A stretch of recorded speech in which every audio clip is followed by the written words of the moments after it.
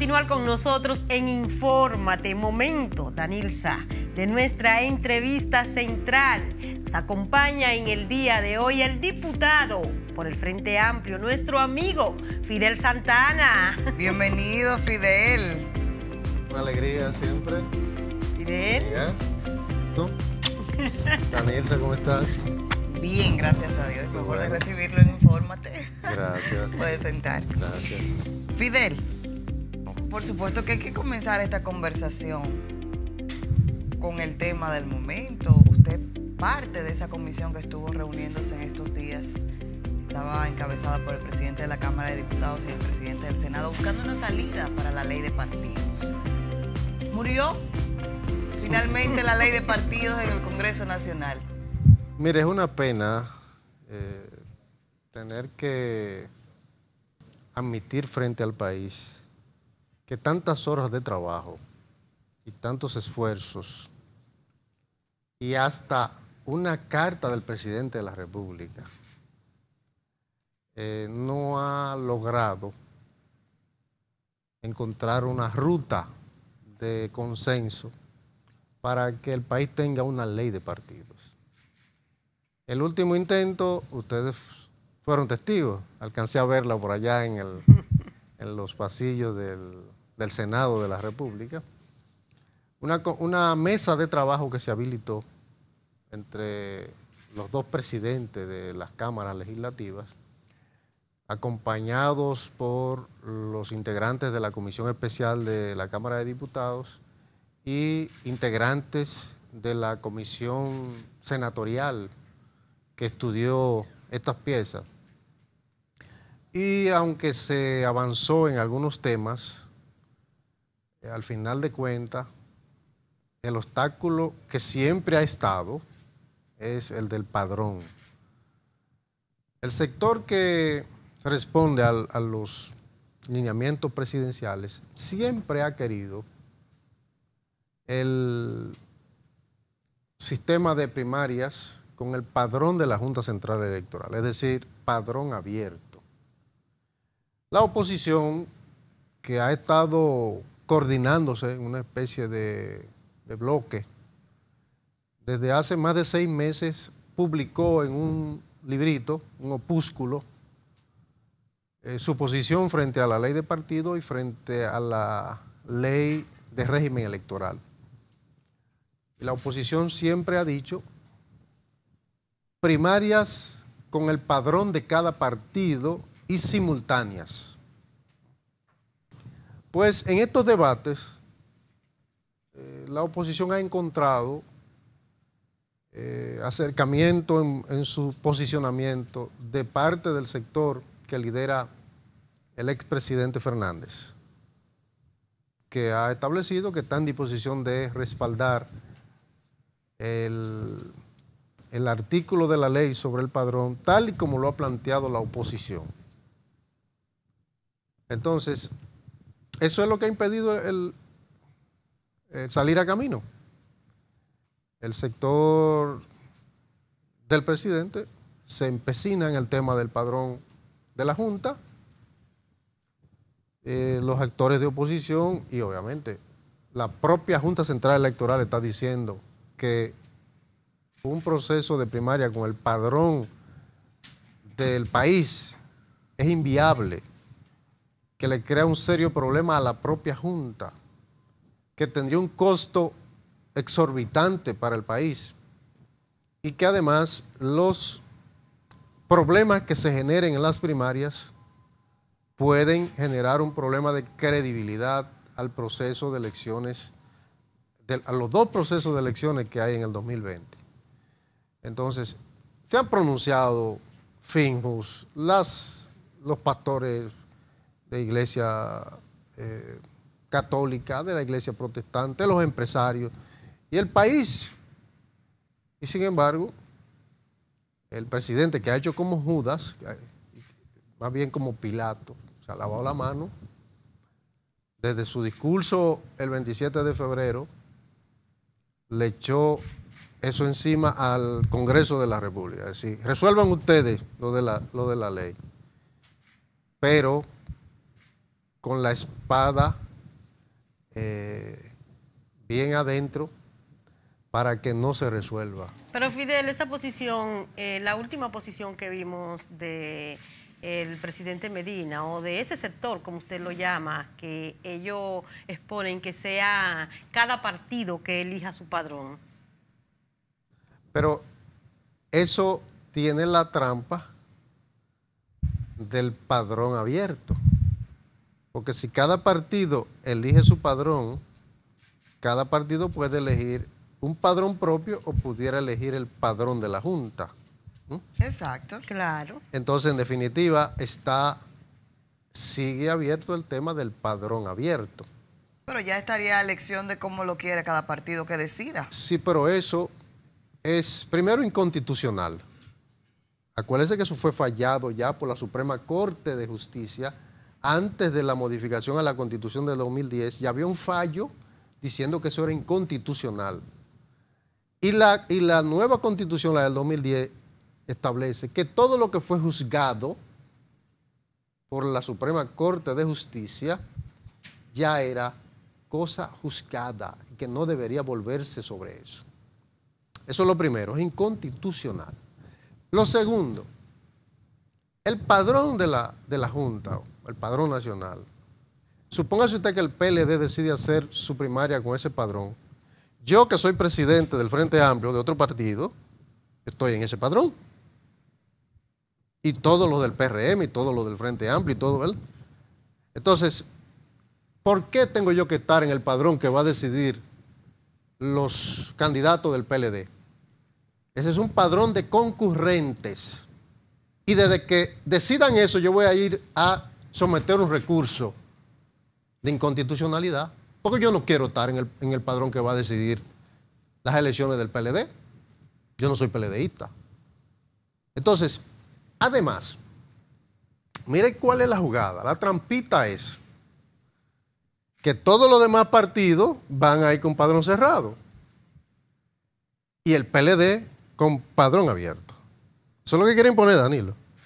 Es decir, que cuando vamos a una primaria, el PRM tiene 500,000 y pico de personas empadronadas en su padrón, pero el PLD va con un padrón de 4 millones y pico de votantes. ¿Y qué estarían buscando con eso? Un plebiscito antes de las elecciones, porque cuando el PLD haga unas primarias y resulte que 2 millones o 3 millones de personas participan en esas primarias, y entonces los otros hemos hecho padrones, los que participan 60,000, 50,000, si acaso 200,000 personas, cuando usted busca la comparación, pero 2 millones frente a 200,000, no, pero eso no hay quien le gane. Pero háganlo. Pero además, el tema tiene que ver también con la reelección. Es que la reelección sigue siendo el tema de agenda del presidente. ¿Está montada? Sí, trabaja todos los días para eso. Y la reelección que se montaría sobre el desconocimiento a la Constitución de la República pretende ser legitimada por el presidente con unas primarias abiertas. Un golpe de pueblo después de una violentación del orden constitucional de la República. Eso es lo que está en juego aquí. Y por eso el sector del expresidente Fernández, que lo entiende muy bien, lo que está ocurriendo, porque es muy fácil. Si se decidiera eso, a la semana o a las 2 semanas el PLD puede decidir primarias abiertas, porque Danilo Medina controla todos los organismos del PLD. Fidel, la pieza ahora mismo está, bueno, ya quedó, está en la Cámara de Diputados. Vimos en esta última reunión que ya los actores, el Senado prácticamente ya se desvincula y que la Cámara, es la Cámara de Diputados quien tiene que decidir sobre la pieza. ¿Qué entiende usted que va a pasar? Usted como diputado y que está en el medio de todo esto. Parte de la comisión. Bueno, esta semana que empieza estará bastante interesante.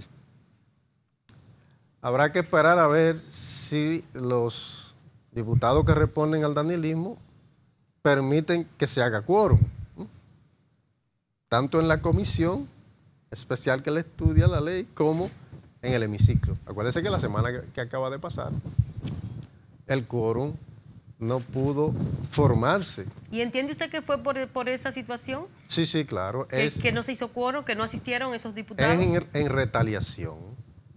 En retaliación. Por esa situación y por el préstamo de 50 millones de dólares que por primera vez se queda sobre la mesa y no es aprobado en la Cámara de Diputados. Es la primera vez que un préstamo, porque los órganos legislativos de este país han funcionado como un sello gomígrafo del gobierno. A veces los préstamos ya se han gastado el dinero cuando llegan los contratos a los órganos legislativos. Obviamente que en cuestiones de préstamo, el PRM, el partido que usted representa ahí en la Cámara Baja siempre se abstienen o votan en contra. Votamos en contra, Entonces, rechazamos eso. ¿cuáles fueron los votos que faltaron para que ese préstamo no fuera aprobado? Bueno, todo indica que un sector del propio PLD se abstuvo o votó en contra. Porque allí no hubo suficiente voto para pasarlo, entonces quedó sobre la mesa.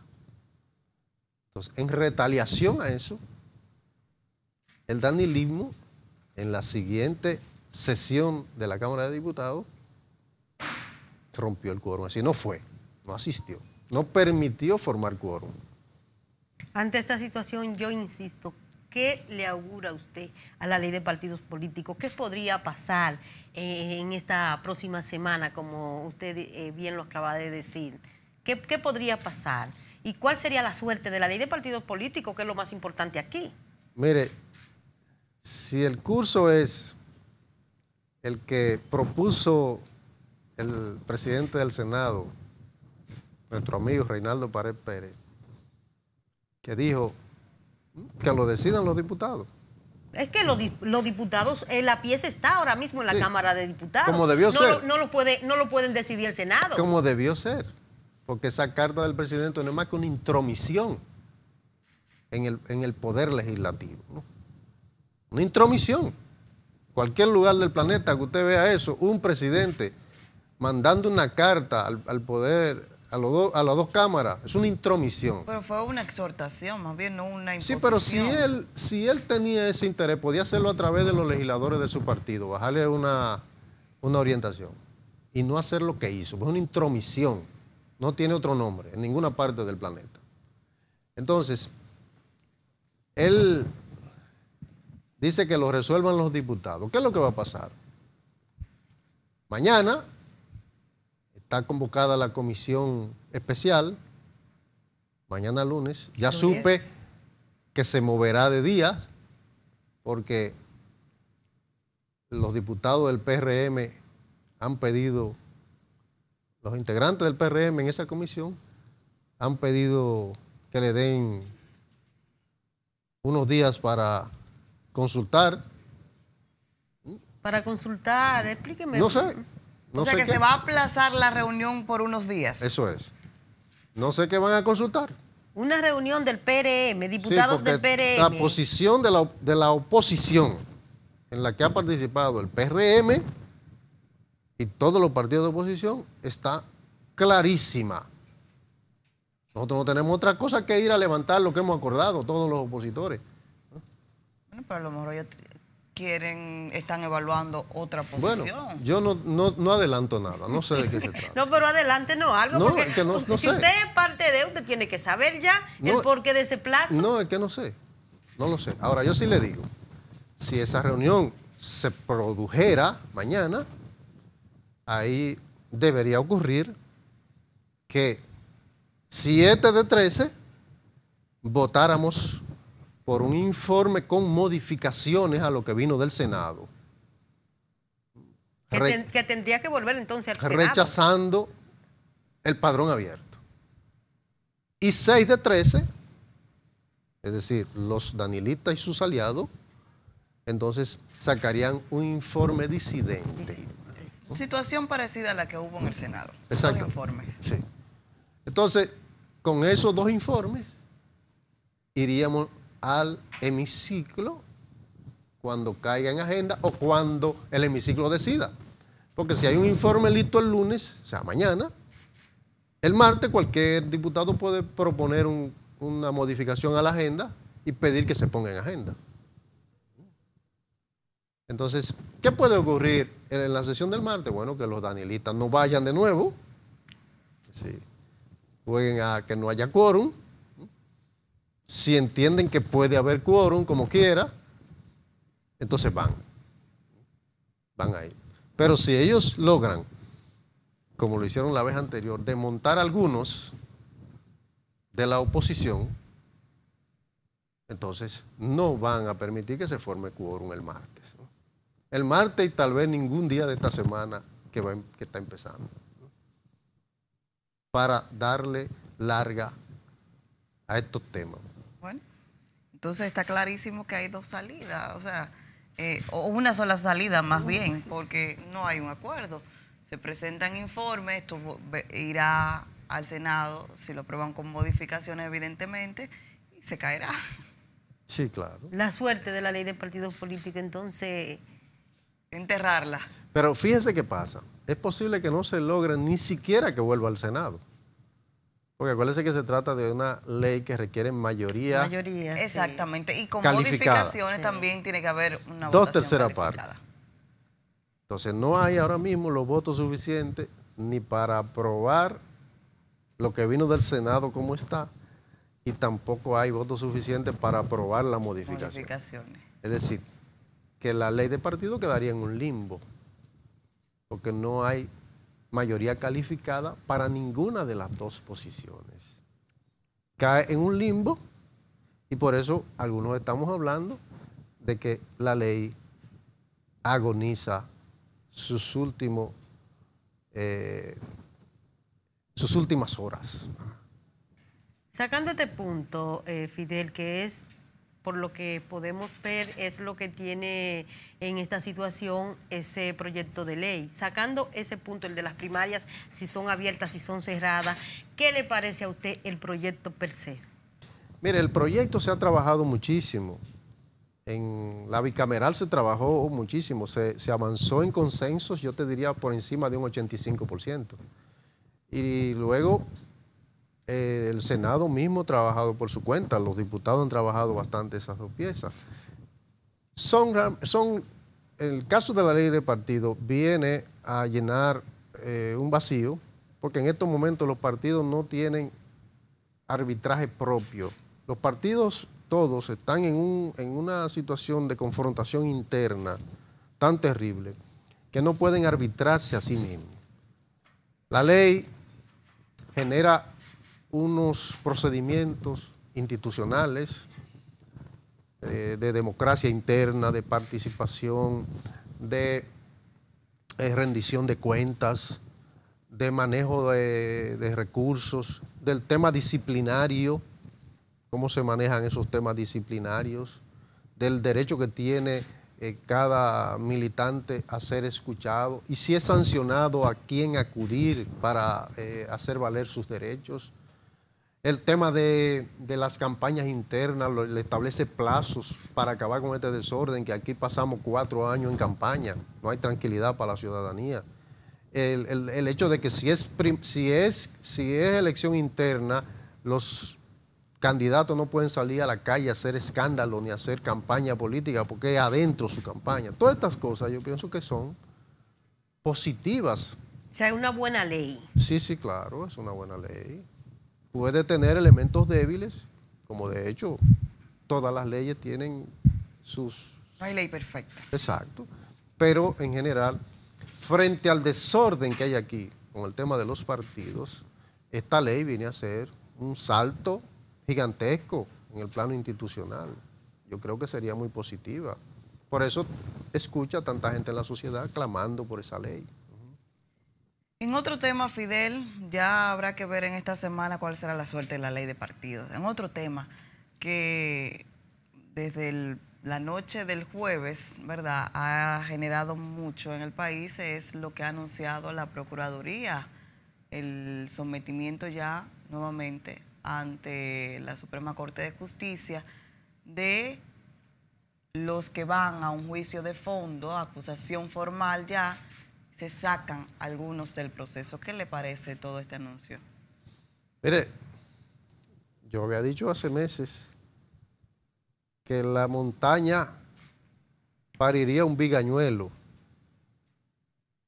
Eso es ridículo lo que ha anunciado el procurador de la República. Ridículo, sencillamente. Se desdice a sí mismo. Él había dicho que estaban todos lo que eran, ¿verdad? La vez anterior. Ahora resulta que no eran todos. Él mismo debería pedir disculpas al país, porque entonces ensució y trajo la intranquilidad a una serie de familias, de hogares. Ahora resulta que no, que ellos no eran. Pero hay cosas que realmente dan lástima que un Estado, un ministerio público presente un expediente como el que anuncia este señor. Por tanto, yo insisto que se trata del circo, un nuevo capítulo del circo, cuyo propósito es tirar gente al agua para distraer la atención. Yo tengo, Fidel, una curiosidad. En todo el tiempo que tengo entrevistándote, y como que me llegó así. ¿Cuál ha sido la experiencia de Fidel Santana como diputado? Mira, una experiencia interesante. Para mí me ha ayudado a crecer porque conozco por dentro un área del Estado que a su vez tiene que ver con todas las estructuras del Estado. Entonces, te permite conocer más el Estado por dentro. Te permite también chocar con las piedras en el camino de la democracia plena en República Dominicana.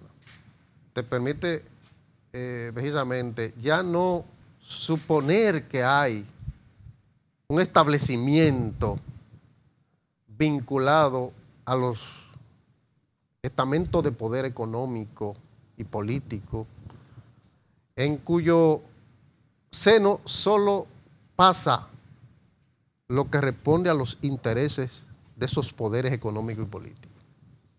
Y no te estoy hablando en abstracto. Yo tengo una propuesta de ley en la Cámara de Diputados desde que entré. La ley contra la corrupción.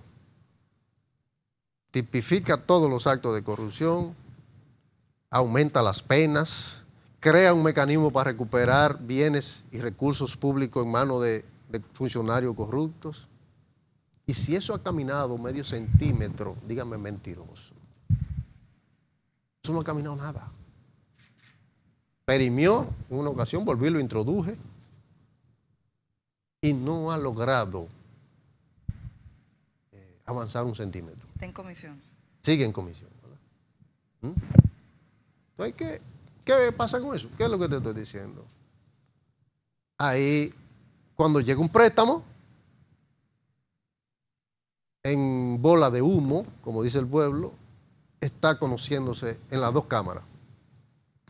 Hay situaciones tan graves como lo que denuncié en algún momento de los terrenos de Cueva de la Maravilla, por decir solo un caso. De que se estaba vendiendo. Cueva de la Maravilla, 16,5 millones de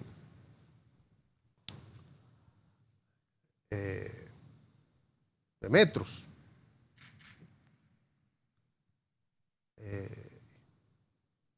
Eso está no vendiéndose, regalándose, sin que nada ocurra. Es decir, un parque nacional, óigame bien, por desgracia apareció un loco que se dio cuenta de eso y lo denunció. Anda por ahí engavetado, a ver cómo encuentran la oportunidad de traer esa cosa a agenda. Ese adefesio. Pero ahí está lo de Jaina, los terrenos de Jaina. Los terrenos del antiguo ingenio Jaina, vendiéndose a un consorcio de empresas por 208 millones de pesos. Pero resulta que arrendados le dejaban más dinero al Estado que vendiéndolo. Y el Estado no perdía su propiedad.